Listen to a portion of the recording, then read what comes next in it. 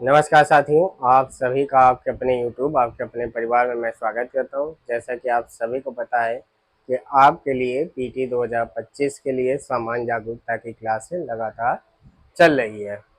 3-4 क्लासें हो गई हैं। अगर आप चैनल पर नए हैं तो चैनल को सब्सक्राइब कर दीजिएगा और अपने दोस्तों के साथ शेयर कर दीजिएगा।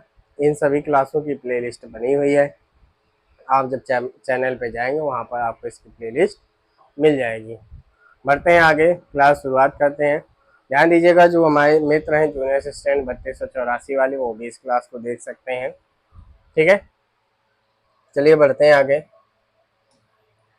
आगे आपको ये पता होना चाहिए कि हम लोग जो सामान्य जागरूकता पढ़ रहे हैं तो उसका आधार क्या है, किस आधार पर हम लोग पढ़ रहे हैं। ये आपके सामने दिया गया है चैप्टर, यानी कि पाठ्यक्रम दिया गया है, सिलेबस दिया गया है किसका, जनरल अवेयरनेस का, सामान्य जागरूकता का। और हम लोग इसी को आधार मानकर हम लोग इसके चैप्टर वाइज चल रहे हैं। ध्यान दीजिएगा, ये कितने अंक का आना है, ये 10 अंक का आना है। और इसीलिए ये चैप्टर क्या हो जाता है, महत्वपूर्ण हो जाता है। क्या हो जाता है, इसीलिए ये जो आपका सामान्य जागरूकता वाला पोर्शन है यह महत्वपूर्ण हो जाता है।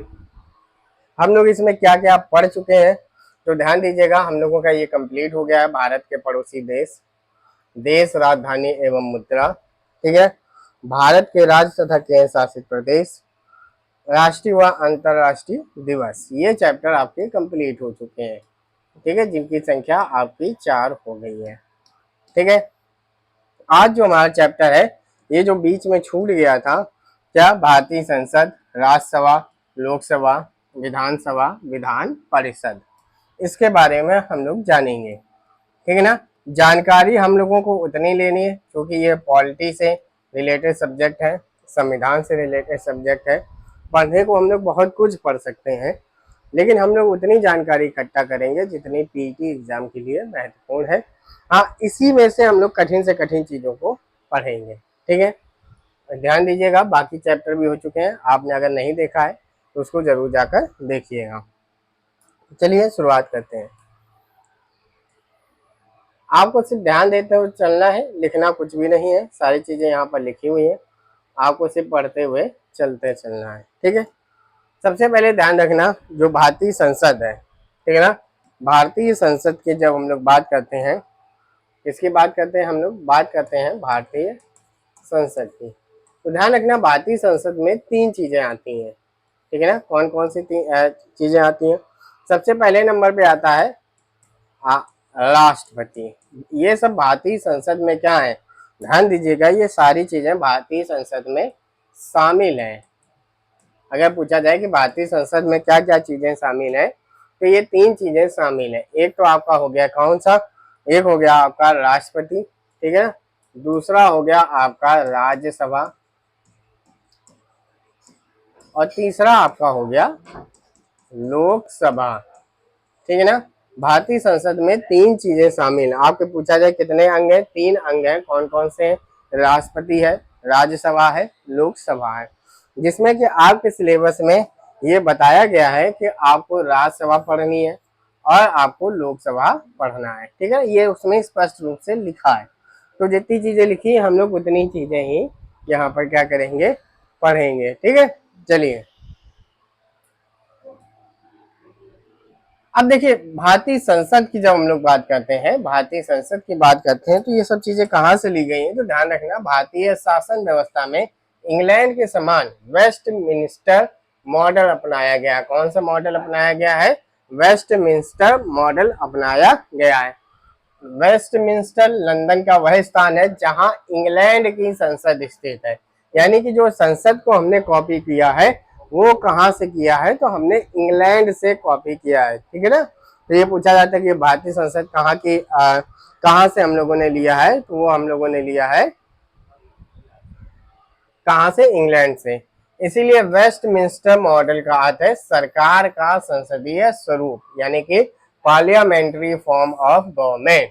तो हम लोगों को ध्यान दीजिएगा, अगर हम लोग पूछा जाए, यहाँ पर लिखे दे रहा हूँ, संसद कहाँ से लिया गया है, तो ये लिया गया है इंग्लैंड की, यानी इंग्लैंड से हम लोगों ने इसको कॉपी किया है। ठीक है, दूसरा, स्वतंत्रता से पूर्व भारत शासन अधिनियम 1935 के माध्यम से भारत में एक अखिल भारतीय संघ ऑल इंडिया फेडरेशन और केंद्रीय स्तर पर द्विसदनी बाइकेमेनल विधानमंडल की स्थापना की गई। ठीक है, भारतीय संसद के पहले क्या था, तो पहले 1935 के माध्यम से द्विसदनीय व्यवस्था यहाँ पर थी। अब देखिए ये थोड़ा सा इंपॉर्टेंट आ जाता है, यहाँ से थोड़ा सा आपका शुरू होता है। यहाँ पर क्या लिखा है, संविधान के भाग 5, संविधान के भाग 5 में अनुच्छेद 79 से 122 कहाँ से लेके, ये ध्यान रखिएगा। सबसे पहले तो आपको ध्यान रखना है भाग 5, क्या याद रखना है, भारतीय संविधान का भाग 5 और अनुच्छेद कहाँ से कहाँ तक लिया गया है, 79 से 122।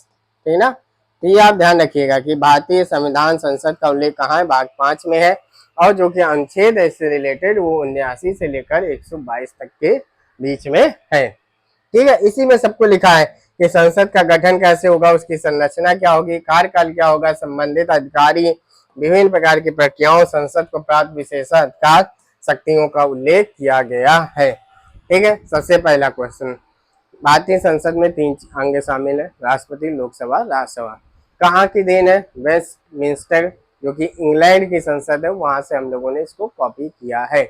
भाग 5 में शामिल है, ठीक है ना, और साथ ही साथ 79 से लेकर 122 के बीच में इसके बारे में दिया गया है। ठीक है, बढ़ते हैं आगे। आगे देखिए मैंने यही बताया कि हाँ 79 से लेकर 122, ठीक है, इसमें आपके जितने महत्वपूर्ण दिए गए उनकी चर्चा हम लोग यहाँ पर करेंगे। जितने महत्वपूर्ण अनुच्छेद है उसकी चर्चा हम लोग यहाँ पर करने वाले हैं, ध्यान से सुनते हुए चलिएगा। कहाँ पे मैंने बताया था, मैंने बताया था भाग 5 में उल्लेख है और 79 से 122 के बीच में अनुच्छेद दिए गए हैं। देखिए सबसे पहला अनुच्छेद आ जाता है 79 ही, ठीक है ना। 79 में बताया गया है संसद का गठन, ठीक है ना। ध्यान दीजिएगा, जो भारतीय संसद है उसमें 2 चीजें हैं। जो भारतीय संसद है उसमें 2 चीजें, एक तो है राज्यसभा, एक क्या है, राज्यसभा है, और दूसरी ध्यान दीजिएगा ये क्या है, ये है लोकसभा। क्या है, लोकसभा। एक तो हो गई राज्यसभा और दूसरी क्या हो गई, लोकसभा। जब हम लोग ऐसा पूछे कि संसद का अनुच्छेद क्या है, संसद का, तो आपको बताना है 79। क्या बताएंगे आप, 79 यानी कि 79। अगर आपसे पूछे कि राज्यसभा का अनुच्छेद क्या है, राज्यसभा का, तो आपको बताना है राज्यसभा का अनुच्छेद क्या है, वह है 80। क्या है, वह है 80। ठीक है, वहीं पर अगर पूछा जाए कि लोकसभा का अनुच्छेद क्या है, तो वो है आपका 81। वो क्या है, आपका 81। ठीक है, 79, 80 और 81। ध्यान दीजिएगा, राज्यसभा को अपने यहाँ उच्च सदन क्या बोला जाता है, उच्च सदन कहा जाता है। क्या कहा जाता है, उच्च सदन कहा जाता है। वहीं पे लोकसभा को हमारा निम्न सदन कहा जाता है। क्या कहा जाता है, निम्न सदन। यानी कि राज्यसभा को हम लोग कहते हैं इंग्लिश में अपर हाउस। क्या कहते हैं, अपर हाउस कहा जाता है। ठीक है ना, अपर हाउस। देखा होगा जब राज्यसभा चलती है तो लाल लाल कलर का बिछा रहता है, ठीक है ना। वहीं पे ये एक बार पूछा गया था, ध्यान दीजिएगा, जो राज्यसभा का कलर होता है वो कलर क्या होता है, ये ध्यान दीजिएगा, वो क्या है, लाल। राज्यसभा का कलर कौन सा होता है, लाल। वहीं पे लोकसभा का कलर क्या होता है, वो होता है हरा। जब आप बैठक देखेंगे, वर्तमान समय में संसद चल भी रही है, तो आप जब इसका कलर देखेंगे तो राज्यसभा में आपको लाल मिलेगा। अब ऐसे अंदाजा लगा सकते हैं कि उच्च सदन हाईली लोग, मतलब बताते हैं बुद्धिमान लोग बैठते हैं यहाँ पे, बहुत विशिष्ट लोग बैठते हैं। तो विशिष्ट लोगों का स्वागत कैसे किया जाता है, लाल कलर से किया जाता है। वहीं पर लोकसभा का जो कलर होता है वो हरा होता है। इसको निम्न सदन कहा जाता है, जनता का सदन कहा जाता है, लोकप्रिय सदन भी कहा जाता है। लोकप्रिय क्यों, क्योंकि हमने और आपने वोट देकर अपने प्रतिनिधियों को कहाँ भेजा है, लोकसभा में भेजा है। तो इसीलिए अपने लोकप्रिय प्रतिनिधि को जिताया। ऐसा तो नहीं किसी को भी जिता दिया, आपको जो अच्छा लगा आपने उसको जिता कर भेजा है। तो यानी कि ये क्या हो गया, ये लोकप्रिय सदन हो गया, जनता का सदन हो गया, निम्न सदन हो गया, लोअर हाउस। ये सभी के सभी लोकसभा के नाम है। ठीक है, अब अनुच्छेद ध्यान रखिएगा, मैंने क्या बताया, मैंने आपको बताया यहाँ पर 7-9 की जब बात आती है तो संसद के गठन की बात आती है, वहीं पर जब 80 की बात, अनुच्छेद 80 की बात की जाती है तो राज्यसभा की संरचना, जिसकी राज्यसभा की संरचना की बात की जाती है। वहीं पर 81 की बात करें तो 81 में क्या है, लोकसभा की संरचना, किसकी, लोकसभा की संरचना।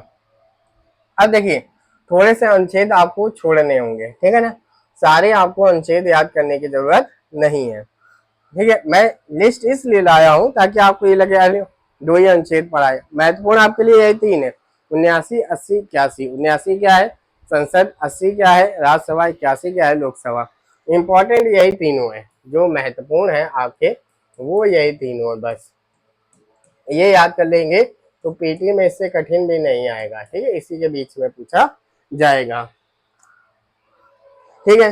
अब देखिए राष्ट्रपति क्या करता है, संसद को साल में एक बार क्या करता है, संबोधित करता है, अभिभाषण करता है, तो उसका अनुच्छेद क्या है, 87 है, उसका अनुच्छेद क्या है, 87 है, ध्यान दीजिएगा, ठीक है। बाकी इंपॉर्टेंट नहीं है, कोई भी मेरे हिसाब से इंपॉर्टेंट नहीं है। बहुत ज्यादा आप ये याद कर लीजिए कि 84 नंबर में क्या लिखा है, संसद के जो सदस्य होते हैं, जो सांसद होते हैं, उनके लिए अर्हता, ठीक है ना, उनके जब वो निर्वाचित होते हैं तो उनके लिए क्या क्या क्या क्या चीजें होनी चाहिए जिससे वो निर्वाचित हो सके, ठीक है। चलिए बढ़ते हैं आगे। लिस्ट दे रखी है, कतई विचार ना कीजिए कि अरे इतनी कम बताया, ये 3 को जरूर याद कर लीजिएगा। अब आता है बड़ा बड़ा, इस देखिए ये जो आपके सामने चार्ट आया है, ये जो आपके सामने चार्ट आया है, इसको आपको पढ़ना महत्वपूर्ण है, ठीक है, यही महत्वपूर्ण है पूरे उसमें। यहां से आपको बहुत सी चीजें क्लियर हो जाएंगी, इसको थोड़ा सा ध्यान से देखिएगा, मैं आराम आराम से समझाऊंगा, ठीक है। चलिए शुरुआत करते हैं।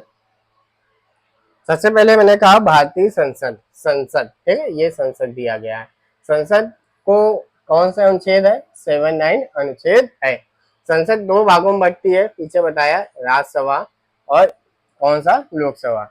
राज्यसभा यानी कि मैंने बताया इसी को कहा जाता है अपर हाउस, क्या कहा जाता है, अपर हाउस कहा जाता है, और इसको क्या कहा जाता है, इसको लोअर हाउस कहा जाता है, क्या कहा जाता है, लोअर हाउस कहा जाता है, ठीक है। अब देखिए राज्यसभा, अब ध्यान से दीजिएगा, मैंने बताया संसद के 3 भाग होते हैं, देखिए राष्ट्रपति भी होते हैं अपन लोगों को, लेकिन जो सिलेबस में दिया गया जिसमें लिखा लोकसभा और राज्यसभा, उनके बारे में हम लोग यहाँ पर पढ़ते हैं। राज्यसभा की जब हम लोग बात करते हैं, राज्यसभा में देखिए ये चीजें ध्यान से समझिएगा, सब कुछ रख के आराम समझिएगा। राज्यसभा में अधिकतम सदस्य संख्या कितनी हो सकती है, प्रश्न यही बनेगा कि राज्यसभा में अधिकतम सदस्य संख्या कितनी हो सकती है, तो वो हो सकती है 250, कितनी हो सकती है, वो हो सकती है 250, ठीक है। वहीं पर लेकिन अधिकतम की बात तो 250 हो सकती है, लेकिन वर्तमान में सदस्य संख्या है कितनी, ठीक इसी तरीके प्रश्न बनेगा कि राज्यसभा में अधिकतम सदस्य संख्या कितनी है, राज्यसभा में वर्तमान सदस्य संख्या कितनी है, ठीक है, ये सब चीजें आपको याद रखना है। अधिकतम सदस्य संख्या की जब पूछे, प्रश्न पूछे तो आपको 250 लगाना है, लेकिन वर्तमान सदस्य संख्या पूछे तो आपको 245 लगाना है, कितना लगाना है, 245 लगाना है, ठीक है। दोनों पर समझ गए ना, फिर से समझिए, प्रश्न इसी तरीके से आएगा कि राज्यसभा में अधिकतम सदस्य संख्या कितनी है, वो है 250, लेकिन वर्तमान सदस्य संख्या कितनी है, तो 245। अब देखिए 250 वाले की पहले बात कर ले, हम लोग 250 वाले की जब बात करते हैं तो इसको 2 भागों में बांटा जाता है, इसको 2 भागों में बांटा जाता है। एक तो मनोनीत, क्या, मनोनीत यानी कि नॉमिनेट, यानी कि राष्ट्रपति जी के द्वारा नॉमिनेट किए जाते हैं, उनकी सदस्य संख्या कितनी है, वो है 12, कितनी है, मनोनीत कितने किए जाते हैं, तो ध्यान दीजिएगा वो है 12, ये संख्या याद रखनी है, ठीक है। वहीं पे निर्वाचित कितने होते हैं, निर्वाचित यानी कि जो चुन कर आते हैं उनकी संख्या कितनी है, 238, कितनी है, 238।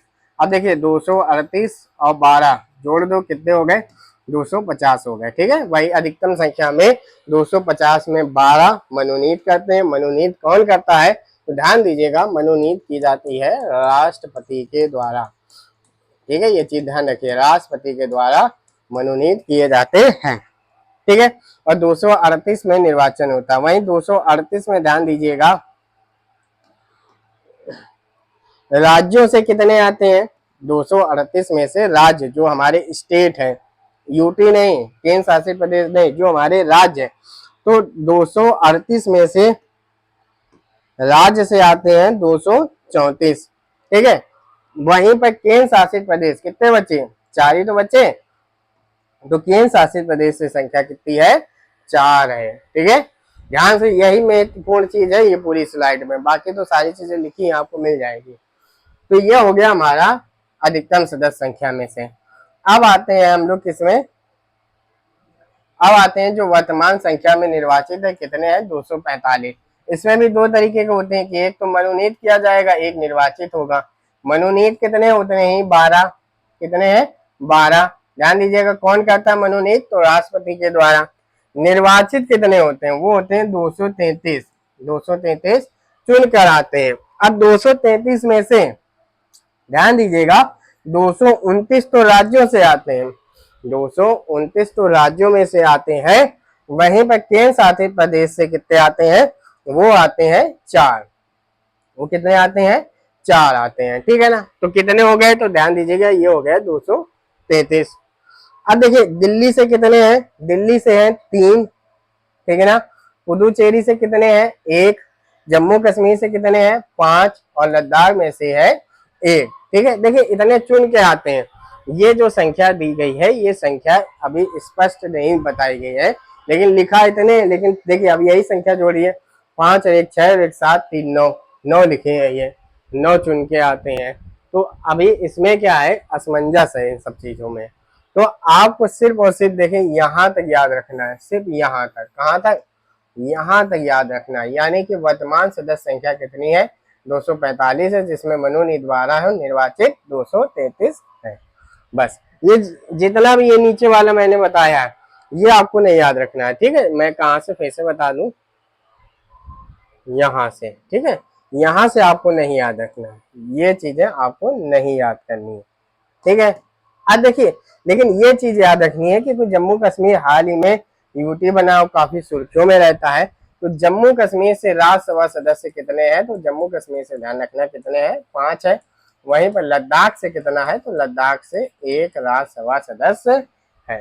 ठीक है, खत्म काम। अब आते हैं हम लोग लोकसभा में। किसमें आते हैं? लोकसभा में आते हैं। और दिल्ली याद कर लेना, यहाँ पे लिख दूं दिल्ली, ये भी इंपॉर्टेंट। दिल्ली से कितने हैं? 3। ठीक है, लोकसभा की बात करते हैं तो लोकसभा में अधिकतम सदस्य संख्या कितनी है?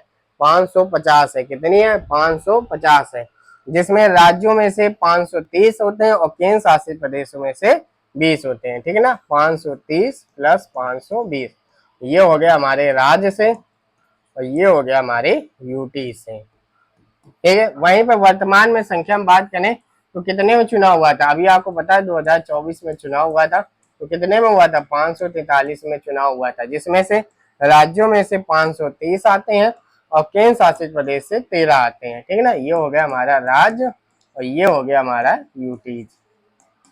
ठीक है, जैसे बात करें दिल्ली से कितने? 7। दिल्ली से कितने? 7। वहीं अन्य केंद्र शासित प्रदेश से कितने? 6। दिल्ली से लोकसभा सीटें कितनी है? 7 है। ठीक है, इतनी चीजें ध्यान दीजिए। और सबसे ज्यादा लोकसभा का प्रतिनिधित्व कौन करता है? वो सबसे ज्यादा उत्तर प्रदेश, कितनी? 80 संख्या के साथ लोकसभा का सबसे ज्यादा प्रतिनिधित्व ये करता है। ठीक है, बढ़े आगे। अब देखिए यहाँ पर सारी चीजें लिखी हुई हैं, जो मैंने आपको पीछे एक्सप्लेन किया वो सारी चीजें यहाँ पर अच्छे से लिखी हुई हैं। ठीक है, देखो अब हम लोगों को काम है ध्यान से पढ़ते हुए चलना। संसद का गठन, संविधान का अनुच्छेद 79 बता चुका हूँ। संसद के 3 अंग निर्धारित है, बता चुका हूँ, राष्ट्रपति, लोकसभा और राज्यसभा। लोकसभा को लोअर हाउस द, देखो पीपल लिखा है, जनता का सदन, यही मैंने बताया, जनता का सदन कहा जाता है, जनता का सदन कहा जाता है। ठीक है, वहीं पर राज्यसभा देखिए काउंसिल ऑफ स्टेट, यानी कि राज्यसभा कहा जाता है। राष्ट्रपति महोदय संसद के किसी सदन के सदस्य नहीं होते हैं और ना ही संसद में बैठते हैं। ये राष्ट्रपति जो होते हैं ये संसद के अंग तो होते हैं, संसद के अंग तो होते हैं, लेकिन ये किसी सदन में नहीं बैठते, ना ही सदन के सदस्य होते हैं।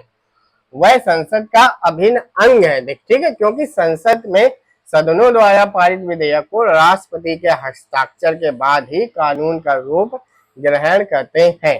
ठीक है, जैसे कोई विधेयक गया, किसी विधेयक में चर्चा हुई, इन्हें कहा साहब एक कानून बनाना है, ठीक है, इन्होंने कहा कानून बनाना है, ठीक है, कानून बनाओ। सबसे पहले इन्होंने लोकसभा में पेश किया, ठीक है ना, कहाँ पे, ध्यान दीजिएगा, इन्होंने एक कानून को लोकसभा में पेश किया।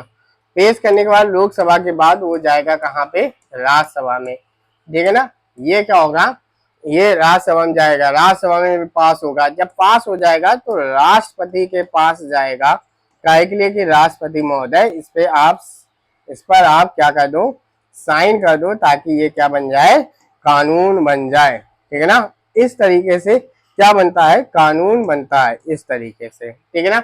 सबसे पहले लोकसभा में पेश किया जाता है, फिर राज्यसभा में, फिर राष्ट्रपति साइन करता है, उसके बाद कानून बनता है। और इसीलिए संसद के तीनों अंग इसमें कहे जाते हैं। और देखिए ये प्रक्रिया ऐसी भी होती है, कभी कभार राज्यसभा में अगर पेश कर दिया तो उसको फिर लोकसभा में ले जाते हैं, और फिर भी आखिरी में राष्ट्रपति जी के पास ले जाते हैं साइन करने के लिए, ठीक है, ठीक है। अब देखिए यही चीज, ये पूरी जो चीज मैंने समझाई, ये वही चीज यहाँ पर लिखी है, ठीक है। अब देखिए होता क्या है, जो राष्ट्रपति महोदय होते हैं, वो ध्यान दीजिएगा, जो नव निर्वाचित लोकसभा का प्रथम सत्र होता है, जैसे 2024 में चुनाव हुए, ठीक है, चुनाव होने के बाद जब संसद का पहला सत्र हुआ, जब संसद का पहला सत्र हुआ, तो पहले सत्र में राष्ट्रपति महोदय संबोधित करेंगे, आके राष्ट्रपति महोदय आएंगे और संबोधित करेंगे, जिसको एड्रेस कहा जाता है। देखिए लिखा है, और ध्यान दीजिएगा ये तो पहला सत्र हो गया, ठीक है ना, ये तो आपका पहला सत्र हो गया। साथ ही साथ राष्ट्रपति के द्वारा वर्ष की शुरुआत में जो संसद का सत्र चलता है, उसको भी राष्ट्रपति के द्वारा संबोधित किया जाता है। यानी अगर आपसे आ जाए कि राष्ट्रपति जो अभिभाषण देते हैं, वो अभिभाषण कब कब देते हैं, एक तो जब चुनाव हो जाता है, नौ सत्र बैठता है, नव निर्वाचित लोकसभा बैठती है तब, और हर साल के पहले सत्र को भी संबोधित राष्ट्रपति करते हैं, ठीक है। राष्ट्रपति दोनों सदनों के सत्र आहूत यानी कि समन करता है, यानी कि आ जाओ भैया सत्र शुरू हो रहा है, ये कौन कहेगा, राष्ट्रपति कहेगा। सत्र अवकाश यानी कि प्रोरोगेशन करता है, अब सत्र खत्म हो गया, जाओ भैया घर, पहले बुलाता भी यही है, और घर भी राष्ट्रपति के द्वारा ही भेजा जाता है। अब इन्होंने कहा राष्ट्रपति लोकसभा को वेगडेट यानी कि डिसॉल्व यानी कि खत्म काम, जाइए आप चुनाव करवाइए जाके, अब आपका लोकसभा काम नहीं है, जीत कर आइए तब आपका यहाँ पर काम होगा। और जैसे संसद ना चल रही हो, और मैंने शुरुआत में बताया कि कानून बनने के लिए किसकी जरूरत होती है, किसके साइन करने की जरूरत होती है, तो वो जरूरत होती है राष्ट्रपति के। अब मान लो सत्र ही ना चल रहा हो, संसद ही ना चल रही हो, कानून बनाने की जरूरत पड़ जाए, तो क्या कहेगा, तो राष्ट्रपति महोदय जी अपनी शक्तियों से एक कानून पारित कर देंगे, जिसको अध्यादेश कहा जाता है, ऑर्डिनेंस कहा जाता है, ताकि आवश्यकता पड़ने पर एक कानून बनाया जा सके। कानून की अपनी एक डेट होती है, उस डेट के बाद आप कानून खत्म हो जाएगा। 6 महीने जैसे डेट होती है कि संसद में इसको पारित करवाइए और फिर कानून बनाइए, ठीक है। बढ़े आगे, चीजों को पढ़ने ज्यादा समझिए। अब देखिए आता है लोकसभा, सबसे पहले आता है लोकसभा, ठीक है ना। लोकसभा क्या आता है, लोकसभा सबसे पहले बताइए, मैंने पीछे भी आपको बताया कि इसका अनुच्छेद कितना है, तो इसका अनुच्छेद है 81। क्या क्या कहा जाता है, जनता का सदन कहा जाता है, जनता का सदन कहा जाता है, निम्न सदन कहा जाता है, निम्न सदन कहा जाता है, ठीक है। और ध्यान दीजिएगा इसमें अधिकतम कितने होते हैं, तो ध्यान दीजिएगा 550 होते हैं, लेकिन वर्तमान में वोटिंग कितने में हो रही है, 545, ये है मैक्सिमम और वर्तमान, ठीक है ना, मैक्सिमम और वर्तमान, ठीक है। और ध्यान दीजिएगा बस इतनी चीज इंपॉर्टेंट है, ठीक है। वही चीज यहाँ लिखा है, अनुच्छेद 81 लोकसभा की संरचना 550 सदस्य होते हैं। प्रादेशिक देखिए ये सब बता चुके हो, 530 + 20 होते हैं, इसमें क्या बताएं, ठीक है। 104वें संविधान संशोधन द्वारा लोकसभा एवं राज्य विधानसभा में SC/ST समुदाय के आरक्षण को 10 वर्ष बढ़ा दिया गया है, यानी 2000। अब होता क्या है, जो SC/ST के जो होता है, SC/ST के जो समुदाय के लिए आरक्षण होता है वो हर 10 साल में रिवाइज्ड होता है कि इसके आरक्षण को बढ़ाया जाए कि नहीं बढ़ाया जाए। तो ये हर 10 साल में बढ़ जाता है, ठीक है। और ध्यान दीजिएगा, इसी के द्वारा 104वें ही संविधान संशोधन के द्वारा एंग्लो इंडियन की जो सीट है उसको खत्म की गई है। क्या की गई? खत्म की गई है। पहले यही संख्या 552 होती थी, 545 होती थी, लेकिन वो 2 सीटें खत्म कर दी गई हैं 104वें संविधान संशोधन 2020 के द्वारा। समझ गए? बढ़ते आगे। ये सब चीजें मैं शुरुआत में ही बता चुका हूँ, जो इसका मेन पॉइंट है सारी चीजें मैं आपको शुरुआत में ही बता चुका हूँ। लोकसभा का विघटन, डिसॉल्व करना, डिसॉल्व यानी कि लोकसभा को भंग कर दिया गया है, ठीक है ना। लोकसभा को भंग कर दिया गया है, और ये शक्ति कहाँ से मिलती है लोकसभा को भंग करना? तो ध्यान रखना, ये दिया गया है अनुच्छेद 85 के 2 में, लोकसभा को भंग करना, ठीक है, लोकसभा को भंग करना। जितने इंपॉर्टेंट चीज है सिर्फ वही बता रहा हूँ आप, लेकिन खुद स्वतंत्र हैं, आप सारी चीजें पढ़ सकते हैं, ठीक है। अब देखिए, जैसे विघटन हो जाता है तो लोकसभा का कार्यकाल तुरंत समाप्त हो जाता है। और विघटन करना, विघटन को सिंपल सी समझो, विघटन मतलब कि जाओ भैया चुनाव में जाओ, जनता से वोट मांगो, जीत कर वापस आओ, बस ये होता है। और ये सब चीजें कहाँ लिखी है? अनुच्छेद 85 के 2 में, 85 के 2 में लिखी गई है, ठीक है। और नई लोकसभा का गठन किया जाता है, ठीक है। अब आप सोचेंगे कि लोकसभा का तो विघटन होता है, तो क्या राज्यसभा का विघटन होता है? नहीं। देखिए यहाँ पर एक चीज समझिए, जैसे मैंने आपको बताया कि लोकसभा को अस्थायी सदन भी कहा जाता है। क्या कहा जाता है? अस्थायी सदन भी कहा जाता है। वहीं पर जब बात आती है राज्यसभा की, राज्यसभा को स्थायी सदन भी कहा जाता है। क्या कहा जाता है? स्थायी सदन भी कहा जाता है। ये चीज आप जरूर ध्यान रखिए कि राज्यसभा को स्थायी सदन और लोकसभा को अस्थायी सदन, क्योंकि नहीं विघटन करोगे तो हर 5 वर्ष में यहाँ पर क्या होते हैं? चुनाव होते हैं। लेकिन राज्यसभा को कभी भी भंग नहीं किया जा सकता है, राज्यसभा को कभी भी भंग नहीं किया जा सकता है, और इसीलिए इसको स्थायी सदन कहा जाता है, ठीक है ना। अब देखिए विघटन होता कैसे है लोकसभा का विघटन होता कैसे है? देखो मैंने बताया कि कार्यकाल की समाप्ति हो जाए, यही चीज मैंने यहाँ पे लिखी। हर 5 वर्ष में क्या होता है? यहाँ पे चुनाव होता है। 5 वर्ष पूरे हो गए, विघटन हो गया, चुनाव करवाया जाता है चुनाव आयोग के द्वारा।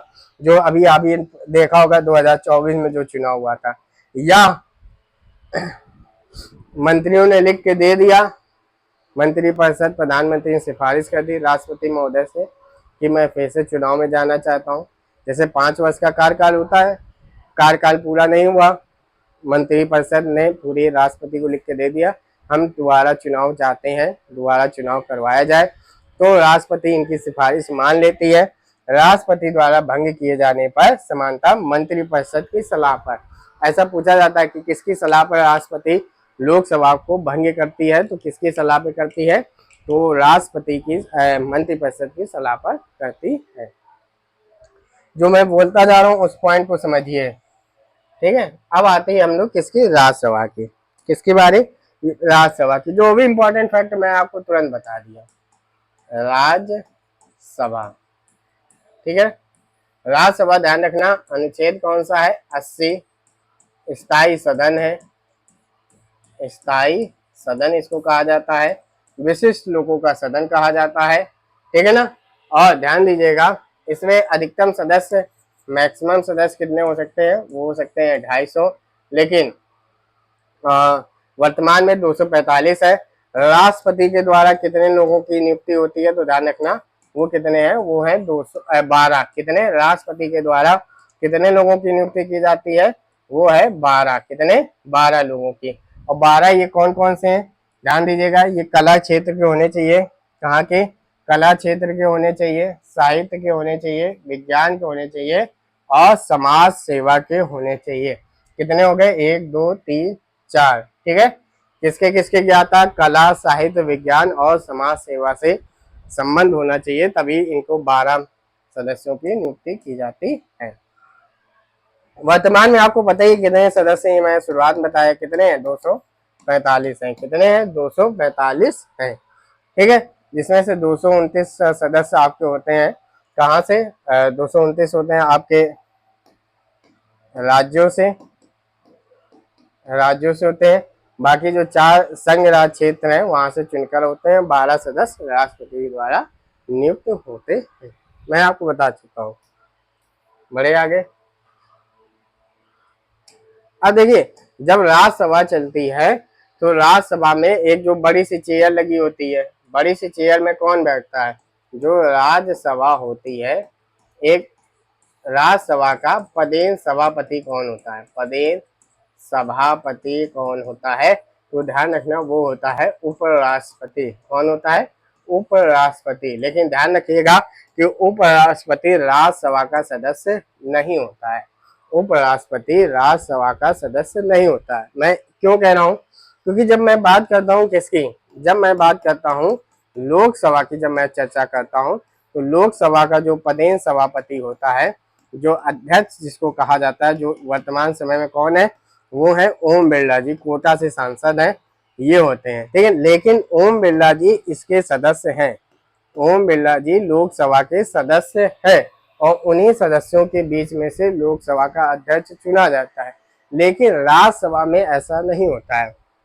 राज्यसभा का जो पदेन सभापति होता है वो उपराष्ट्रपति जी होते हैं, लेकिन वो राज्यसभा के सदस्य नहीं होते हैं, ठीक है ना, नहीं होते हैं।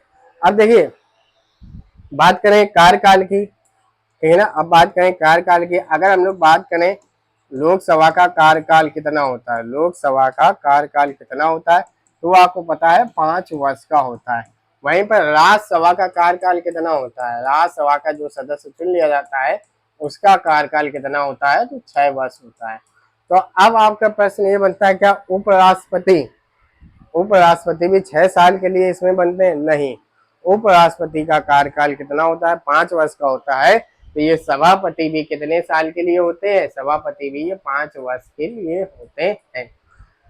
अब जैसे वर्तमान समय में आपको पता है कि उपराष्ट्रपति जी ने इस्तीफा दे दिया है, तो अब कौन होगा, जो उपसभापति हैं, जो उपसभापति हैं और जो उपसभापति होते हैं वो राज्यसभा के सदस्य होते हैं, वो राज्यसभा के सदस्य होते हैं। तो अब इनको सभापति बनाया जाएगा, इनको अब सभापति के रूप में काम करेंगे, लेकिन ये उपराष्ट्रपति नहीं है बनेंगे, ये सिर्फ राज्यसभा के सभापति के रूप में कार्य करेंगे, ठीक है। इतनी चीजें आप समझ लिया करिए, जो मैं लिखा करूँ वही महत्वपूर्ण है। अब देखिए वही चीज लिखी है, उपराष्ट्रपति राज्यसभा का पदेन सभापति, जिसको एक्स ऑफिसियो कहा जाता है। राज्यसभा का कार्यकाल 5 वर्ष का होता है, लेकिन उपराष्ट्रपति राज्यसभा के सभापति का कार्यकाल कितना होता है, 5 वर्ष का। लेकिन हाँ देखिए, अब यही है कि उपसभापति, क्योंकि उपसभापति मैंने आपको बताया कि राज्यसभा का सदस्य होता है, जब राज्यसभा का वो सदस्य होता है तो कितने वर्ष होगा उसका कार्यकाल, उसका कार्यकाल होगा 6 वर्ष का, क्योंकि राज्यसभा के सदस्य का कार्यकाल कितना होता है, वो होता है 6 वर्ष का होता है, ठीक है। शक्तियां क्या क्या है, शक्तियां बहुत अच्छी अच्छी चीजें हैं। विधि निर्माण, कानून बनाने की शक्ति है। जैसे मैंने आपको बताया, कोई कानून बनता है तो पहले लोकसभा, फिर राज्यसभा, फिर राष्ट्रपति, तो वही कानून बनाने में इसका काम आता है, ठीक है ना। मुख्यतः लोकसभा से ही सारे विधेयक प्रारंभ किए जाते हैं, ठीक है। लोकसभा के बराबर ही लगभग शक्ति मानी जाती है, लेकिन कुछ चीजों में, जैसे आपसे पूछा जाए कि धन विधेयक को जो मनी बिल होता है, जो जैसे budget is a money bill, budget क्या है, एक धन विधेयक है। तो बजट को ये सिर्फ और सिर्फ 14 दिन तक अपने पास रख सकता है। जैसे कोई विधेयक, कोई कानून गया लोकसभा में, गया राज्यसभा में, गया, कोई निर्धारित नहीं है, जब मन हो तब चर्चा होगी। लेकिन जब धन विधेयक होता है तो धन विधेयक को सिर्फ और सिर्फ 14 दिन तक अपने पास राज्यसभा रख पाता है। इसमें कोई इसको शक्ति नहीं प्राप्त, वो सिर्फ चर्चा कर सकता है, ना उसमें वोटिंग कर सकता है, ना बदलाव कर सकता है। चर्चा करके धज्जियां उड़ा सकता है तो उड़ा ले, लेकिन अगर 14 दिन तक उसने कुछ नहीं किया है तो वह अपने आप स्वतः ही पारित माना जाएगा, स्वतः ही पारित माना जाएगा। तो कई बार प्रश्न यही बनता है कि धन विधेयक को राज्यसभा कितने दिन तक रख सकती है, तो वो 14 दिन तक रख सकती है।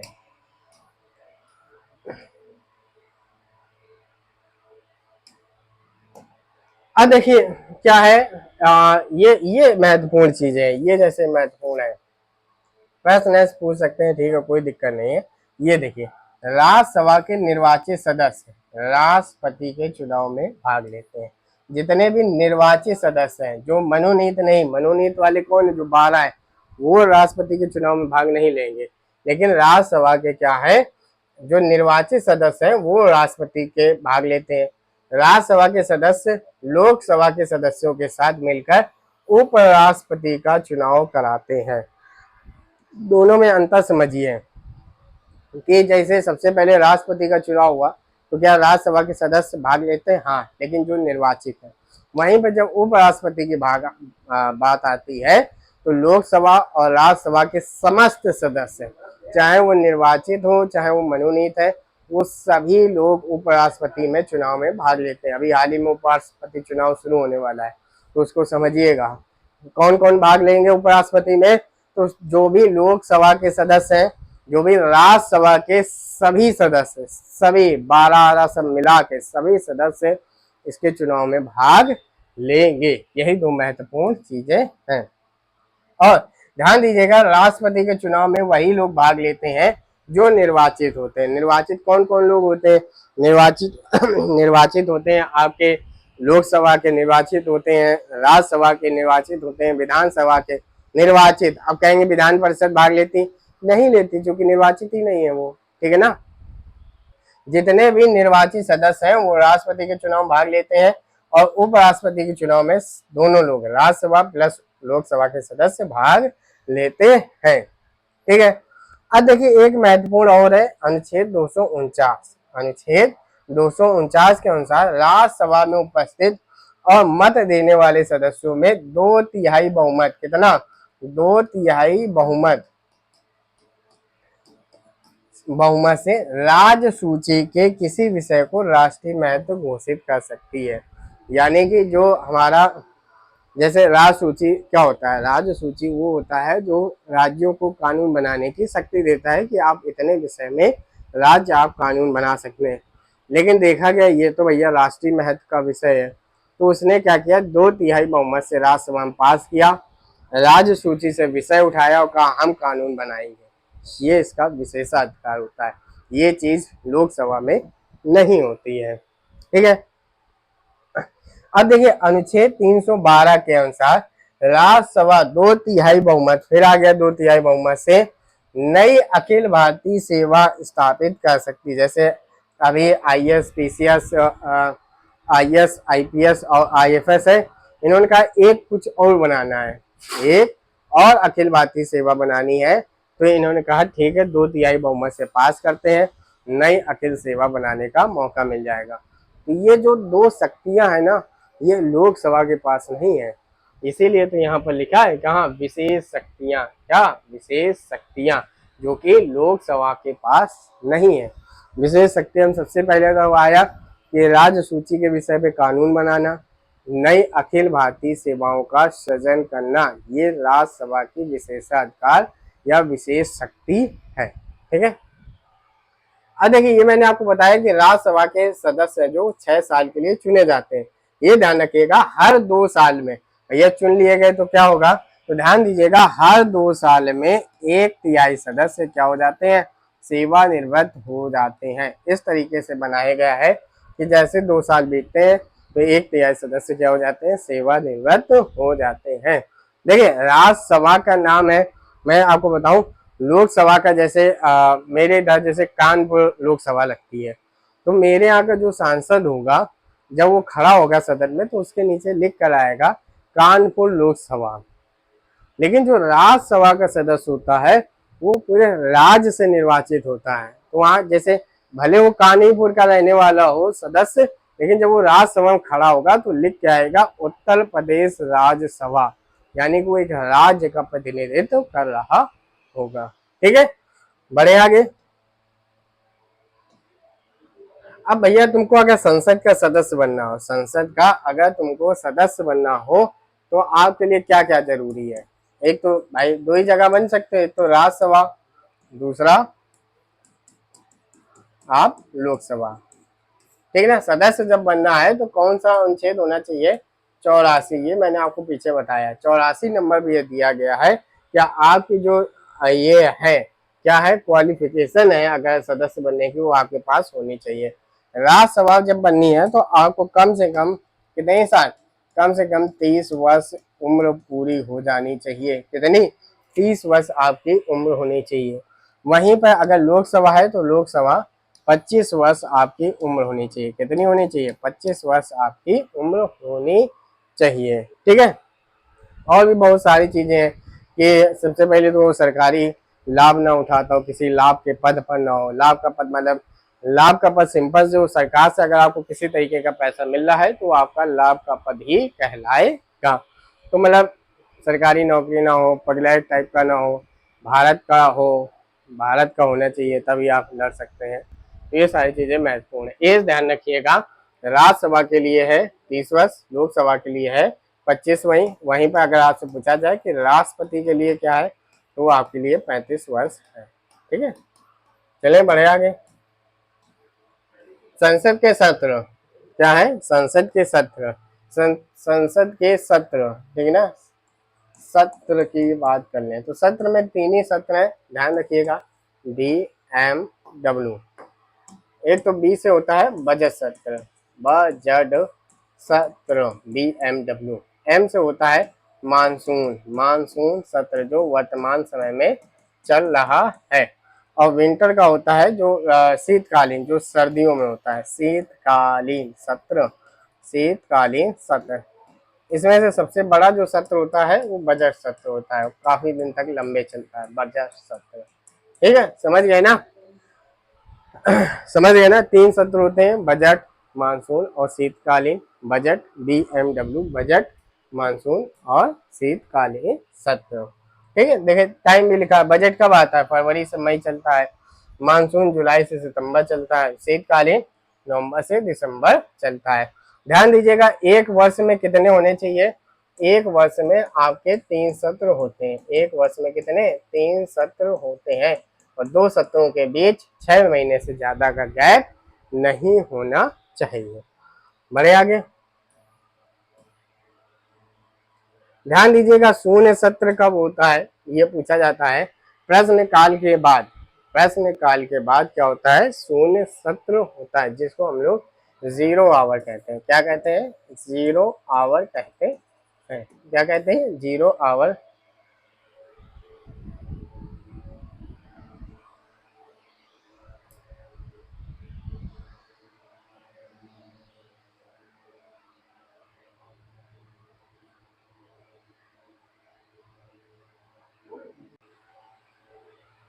देखिए 0 आवर प्रश्नकाल क्या है? प्रश्नकाल देखिए होता क्या है, सबसे पहले जैसे संसद से शुरू होता है तो सबसे पहले टाइम आता है प्रश्नकाल का। ठीक है, प्रश्नकाल चलता है 11 से लेकर 12 बजे तक का। फिर उसके बाद आता है 0 आवर।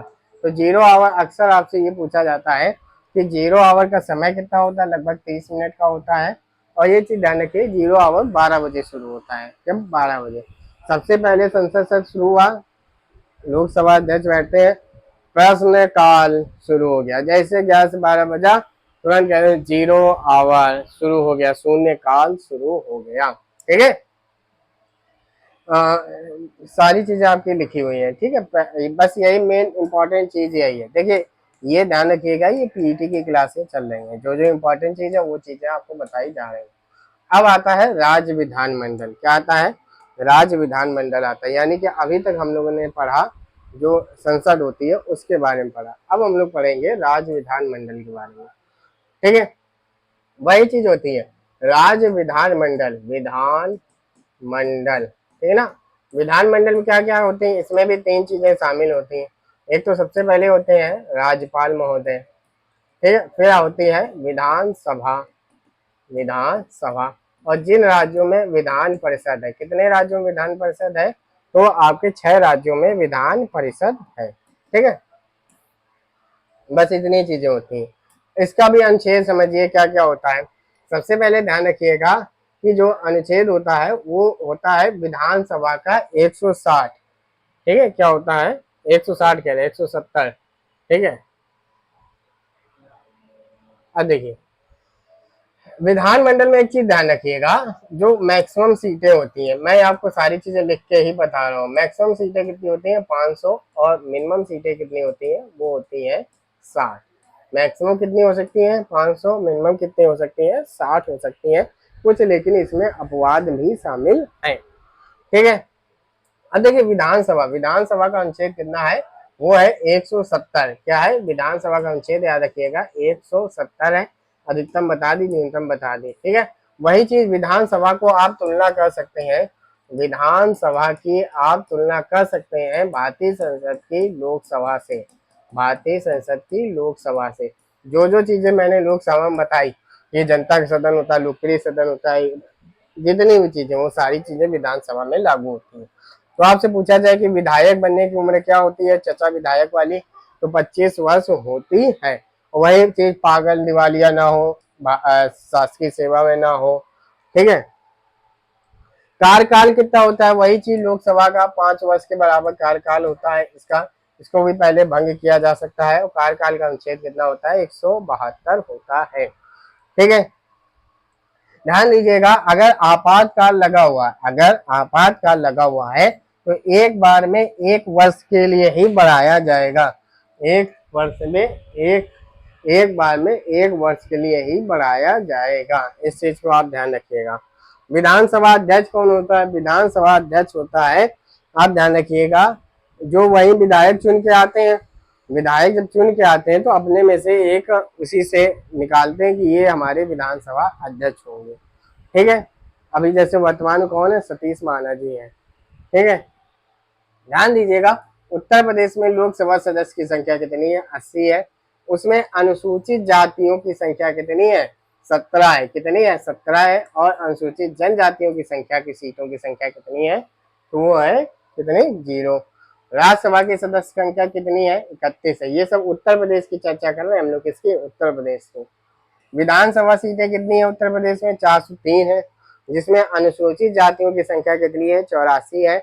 और आपके अनुसूचित जनजातियों की संख्या कितनी है, सीटों की संख्या, ये सीट है, ये क्या है, सीट है, जो कि 403 में से है, जो कि 403 में से है। और विधान परिषद की सीटों की संख्या कितनी है, वो है 100, कितनी है, वो है 100, ठीक है। बढ़े आगे, आगे देखिए, ये मैंने वही बताया विधानसभा के बारे में, मैंने आपको वही बताया विधानसभा के बारे में। ये एक तो निचला सदन है, लोअर हाउस है, वही लोकसभा के तरीके है। उत्तर प्रदेश की ध्यान रखिएगा, भारत की सबसे बड़ी विधायिका है, कितनी सीटें हैं, 403 है, कितनी है 403। यहाँ पर 1967 तक यहाँ पर कितनी सीटों की संख्या थी, 431 थी, ठीक है। उत्तराखंड, यूपी मतलब कि उत्तराखंड के अलग होने के बाद सीटों की संख्या कितनी हो गई, 404 हो गई। फिर मैंने आपको लोकसभा में बताया था कि 2020 के बाद 104वां संविधान संशोधन हुआ, जिसमें एंग्लो इंडियन हटा दिए गए, तो वर्तमान में कितनी संख्या है, वो है 403। ये मैंने आपको बताया कि 104वां संविधान संशोधन के बाद एंग्लो इंडियन की सीटें क्या कर दी गई, हटा दी गई, ओके। बढ़े आगे, यहाँ पे देखिए मैं फिर से बता दूं, उत्तर प्रदेश के परिप्रेक्ष्य में, क्या बता दूं, उत्तर प्रदेश के परिप्रेक्ष्य में क्या है, ध्यान दीजिएगा, वो है लोकसभा में सीटों की संख्या कितनी है, ध्यान दीजिएगा 80 है।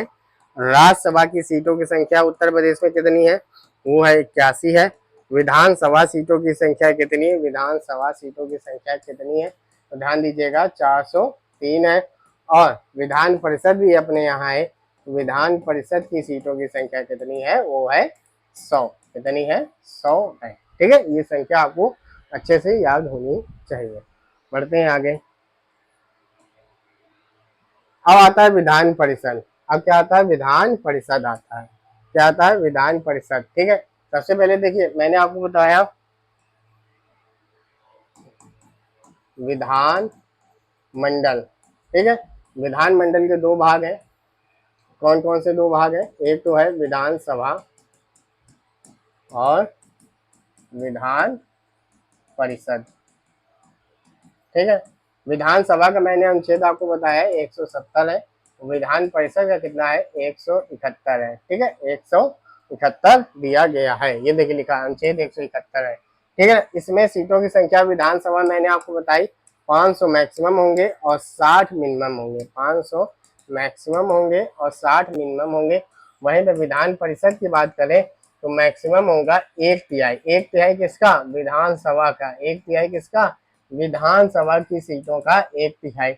और मिनिमम कितनी होनी चाहिए? ये तो होनी चाहिए 40। कितनी होनी चाहिए? 40 होनी चाहिए। ठीक है, बड़े इसके सदस्य वही। हाँ, विधान परिषद की तुलना हम लोग किससे कर दें? इसके हम लोग कर दें राज्यसभा से। ठीक है, और इसकी तुलना हम लोगों ने किससे की थी? लोकसभा से की थी। अब लोकसभा क्या है? लोकसभा प्रत्यक्ष है। प्रत्यक्ष मतदाता विधि, यानी कि हम लोग वोट देते हैं। विधायक कौन चुनता है? हम लोग चुनते हैं। सांसद कौन चुनता है? हम लोग चुनते हैं। वहीं पे विधान परिषद की बात करें, अप्रत्यक्ष रूप से चुनाव प्रणाली होती है, यानी कि हम लोग राज्यसभा के सदस्य हो जाए चाहे विधान परिषद सदस्य हो, हम लोग सीधा नहीं चुनते हैं। ठीक है, बढ़े आगे। अब देखिए, ये मैंने आपको बताया कि संख्या कितनी होती है विधान परिषद में। उत्तर प्रदेश के परिप्रेक्ष्य में 100 है। ठीक है ना, 100 में देखिए किस किस तरीके की भाग होती है। तो कुल सदस्य का 1/3 भाग, कुल सदस्य का 1/3 भाग स्थानीय संस्थाओं के द्वारा चुना जाता है। 1/3 भाग यानी कि कितने सदस्य? 36 सदस्य। ये संख्या भी अब आपको याद रखनी है। ये संख्या भी अब आपको याद रखनी है। पूछा जाता है कुल सदस्य का 1/3 यानी कि कितने? 36 सदस्य राज्य, नगर पालिका, जिला बोर्ड व अन्य स्थानीय संस्थाओं द्वारा निर्वाचित किए जाते हैं। अगला आता है फिर 1/3। किस तरीके से चुनाव होता है? देखिए, फिर 1/3 यानी कि अब मैंने बात की कितने सदस्य? 38 सदस्य। 38 सदस्य ये कहां से आते हैं? विधानसभा के सदस्यों पर आधारित निर्वाचक मंडल द्वारा निर्वाचित होते हैं। यानी कि स्थानीय के द्वारा कितने सदस्य? 1/3, लेकिन कितने? 36 सदस्य। विधानसभा से कितने निर्वाचित होते हैं? 1/3, लेकिन कितने? 38 सदस्य।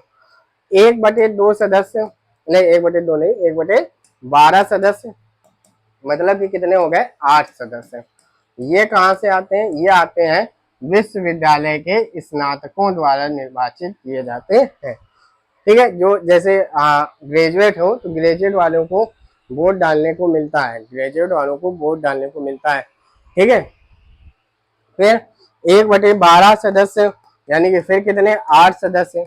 ये हो गए हमारे कहाँ से? जो शिक्षक हैं, जो टीचर हैं, उनके बीच से चुने जाते हैं। ठीक है, और 1/6 सदस्य राज्यपाल के द्वारा, 1/6 सदस्य यानी कि 10 सदस्य इसके द्वारा राज्यपाल के द्वारा मनोनीत किए जाते हैं। ठीक है, इतनी चीजें आपको अच्छे से याद करनी है। ठीक है, इतनी चीजें आपको अच्छे से याद करनी है जो कि मैंने आपको यहाँ पर बताया। इधर सारी चीजें आपने लिखी है। ठीक है, बढ़े आगे। वही विधान परिषद में कितने? वही 30 वर्ष की आयु पूरी कर चुका हो, जो राज्यसभा का मैंने बताया तुलना नहीं।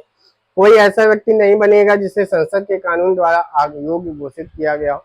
इस तरीके की चीजें नहीं बनेंगी। ठीक है, सेम वही होता है इसमें भी। कार्यकाल अगर आपका विधान परिषद में से पूछा जाए, विधान परिषद में से कार्यकाल पूछा जाए, विधान परिषद में से कार्यकाल पूछा जाए, तो विधान परिषद मैंने बताया राज्यसभा के समान है। तो राज्यसभा का कार्यकाल कितना है? 6 वर्ष का है, तो इसका भी 6 वर्ष होगा। इसका भी कितना होगा? 6 वर्ष होगा। ठीक है ना, इसमें भी क्या होता है? एक सभापति होता है, सभापति होता है, उप सभापति होता है, लेकिन इसमें कुछ राज्यपाल संबंधी चीजें नहीं होता है। उप सभापति भी होता है। ठीक है ना, 6 वर्ष के लिए चुने जाते हैं। ठीक है ना, इसमें भी वही होता है कि प्रत्येक 2 वर्ष में 1/3 सदस्य क्या हो जाते हैं? सेवानिवृत्त हो जाते हैं। 1/3 सदस्य क्या हो जाते हैं? सेवानिवृत्त हो जाते हैं। सेम एज राज्यसभा के तरीके। ठीक है, अगर आपको ये ना समझ आए तो राज्यसभा समझो। अब देखिए मेन महत्वपूर्ण ये अलग है कि शक्तियां, यानी कि कानून बनाने की शक्तियां, किसकी, कानून बनाने की शक्तियां। देखो क्या लिखा है, विधान परिषद विधानसभा द्वारा पारित किसी सामान्य विधेयक को अधिक से अधिक कितने महीने, 4 महीने। 4 महीने को हम लोग तोड़ के कैसे लिखेंगे, 4 महीने को हम लोग लिखेंगे 3 महीना और 1 महीना, ठीक है ना। अगर जैसे विधानसभा ने कानून पास किया, पास करने के बाद विधान परिषद को भेजा, ठीक है ना, विधान परिषद ने क्या किया, कानून को रोक लिया, कानून के ऊपर कुछ नहीं किया, तो 3 महीने तक रोके रहेगा। फिर विधानसभा ने अगली बार कहा, तो अगली बार जब कानून पास करके भेजा तो कितने महीने, सिर्फ और सिर्फ 1 महीने तक रोकेगा। इसके बाद स्वतः ही पारित माना जाएगा, स्वतः ही पारित माना जाएगा। तो कुल समय कितना लगा, कुल समय 4 महीने का, ठीक है ना। अगर आपसे ये पूछा जाए कि अधिकतम कितने समय तक रोक सकता है, अधिक से अधिक 4 महीने तक, पहली बार 3 महीने और दूसरी बार 1 महीने तक रोक सकता है, और इसके बाद विधेयक को पारित मान लिया जाएगा। और धन विधेयक को कितना, वही 14 दिनों तक रोक सकता है। धन विधेयक को कितना, 14 दिनों तक रोक सकता है। ये थोड़ा सा राज्यसभा से अलग है, ये वाला जो पॉइंट है ये राज्यसभा से थोड़ा सा अलग है, ठीक है। बढ़े आगे। अब देखिए कुछ फैक्ट क्या है, अंतिम चरणों पर है। लोकसभा, लोकसभा के पहले अध्यक्ष कौन थे, गणेश वासुदेव मावलंकर थे, गणेश वासुदेव मावलंकर थे। लेकिन वर्तमान में कौन है, ओम बिरला जी हैं। ये कहाँ से सांसद है, ये कोटा से, ठीक है। ये कौन सी लोकसभा है, 18वीं लोकसभा है। उत्तर प्रदेश विधानसभा के पहले अध्यक्ष कौन थे, तो पुरुषोत्तम दास टंडन थे। वर्तमान में कौन है, सतीश महाना है, सतीश महाना महाराजगंज, महाराजगंज कानपुर से विधायक है, महाराजगंज कानपुर से विधायक है। यह 18वीं विधानसभा, 18वीं लोकसभा भी है। विधान परिषद जिसके सदस्यों की सीटों की संख्या कितनी है, 100 है।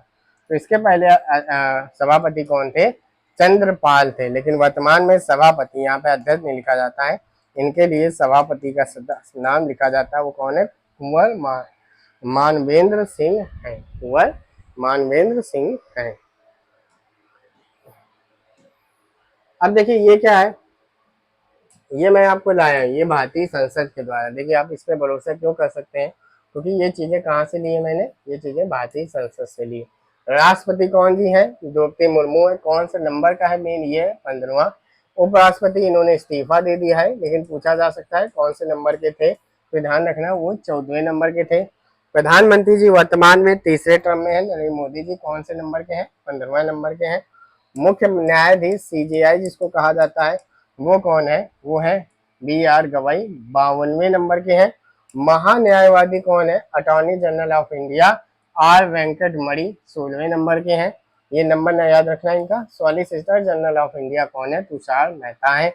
अध्यक्ष राष्ट्रीय एनजी, राष्ट्रीय हरित प्राधिकरण NGT के कौन है, प्रकाश श्रीवास्तव, कौन है, प्रकाश श्रीवास्तव है। सभापति राज्यसभा कुछ नहीं, इस्तीफा दे दिया है, जगदीप धनखड़ जी थे। उप सभापति, यही अब सभापति का काम करेंगे, हरिवंश नारायण सिंह जी। महासचिव राज्यसभा, महासचिव राज्यसभा PC मोदी, कौन है, PC मोदी है। इनका नाम महत्वपूर्ण है, याद करने योग्य है, क्योंकि जो उपराष्ट्रपति के लिए चुनाव के लिए रिटर्निंग ऑफिसर जो बनाए गए हैं वो राज्यसभा के ही महासचिव बनाए गए हैं। नेता विपक्ष कौन है, कौन, राज्यसभा के मल्लिकार्जुन खड़गे जी हैं। नेता सत्ता पक्ष राज्यसभा, एक सत्ता पक्ष का भी नेता होता है, तो JP नड्डा जी हैं, ठीक है। अध्यक्ष 18वीं लोकसभा का कौन है, ओम बिरला जी हैं। नेता विपक्ष लोकसभा कौन है, ध्यान रखिएगा, राहुल गांधी हैं। महासचिव लोकसभा, देखिए महासचिव आप सोचे कौन होता है, सबसे ऊपर गद्दी में देखना कभी ओम बिरला जी बैठे होंगे, ओम बिरला के जो जस्ट नीचे बैठे होते हैं वही महासचिव होते हैं। और वो कौन है इस समय, उत्पल कुमार सिंह है। कौन है, उत्पल कुमार सिंह है। वहीं पर मैंने बताया ये महासचिव राज्यसभा, ये कौन है, PC मोदी है, ठीक है। मुख्य चुनाव आयुक्त कौन है, ज्ञानेश कुमार सिंह है, 26वें नंबर के। बाकी चुनाव आयुक्त आपको याद करना है, विवेक जोशी और सुखवीर संधू है, ठीक है। तो इतनी चीजें थी, मैंने आपको अच्छे कम शब्दों में ये सब चीजें समझाई हैं, जो कि आपके सिलेबस के हिसाब से महत्वपूर्ण है। वो मैंने आपको यहाँ पर लिख लिख के सारी चीजें समझाई हैं। देखिए लिखा भी है, भारतीय संसद, राज्यसभा, लोकसभा, विधानसभा, विधान परिषद, ठीक है ना। राष्ट्रपति का कहीं पे जिक्र नहीं है, इसलिए मैंने उनका ज्यादा चर्चा यहाँ पर नहीं की है। उम्मीद है आपको ये क्लास अच्छे से पसंद आई होगी। अगर अच्छे से पसंद आई हो तो अपने मित्रों के साथ, अपने दोस्तों के साथ अवश्य शेयर करना, उनको भी हमारे साथ जोड़ना। और आप अपने जो विचार हैं, कमेंट हैं, विचारों को आप कमेंट बॉक्स में लिख सकते हैं। क्लास कैसी लगी ये भी आप बता सकते हैं। साथ ही साथ आप हमारे साथ टेलीग्राम और व्हाट्सएप ग्रुप में भी जोड़ सकते हैं। धन्यवाद।